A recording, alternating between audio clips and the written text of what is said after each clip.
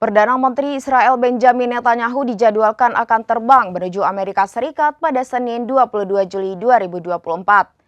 Tujuan Netanyahu datang ke Washington untuk berpidato di depan Kongres Amerika Serikat pada Rabu 24 Juli 2024.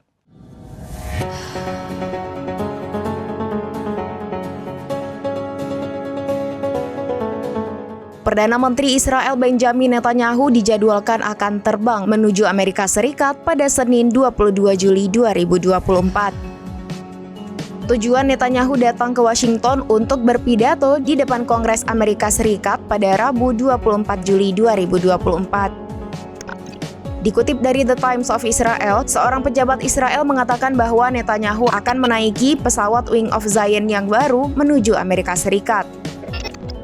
Pesawat dijadwalkan lepas landas dari Bandara Ben Gurion pada pukul 9 pagi waktu setempat. Kantor Perdana Menteri memastikan bahwa Netanyahu tetap akan bertemu Presiden Joe Biden di tengah surat pengunduran dirinya sebagai calon presiden. Netanyahu sebelumnya diundang oleh Parlemen Amerika Serikat untuk berpidato di depan Kongres. Undangan semacam ini adalah yang keempat kalinya diterima selama menjadi Perdana Menteri. Namun pidato Netanyahu kali ini sangat berbeda dengan kesempatan sebelumnya.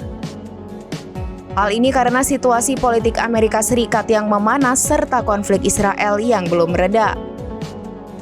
Netanyahu harus meninggalkan negara saat pasukannya berjibaku melawan Hamas di Gaza dan Houthi di Yaman. Pada Minggu 21 Juli 2024, Israel mengebom Yaman sebagai balasan atas serangan di Tel Aviv.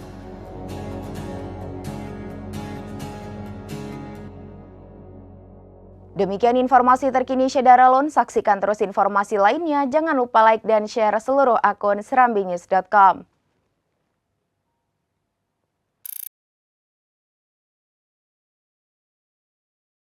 Download Tribun X sekarang.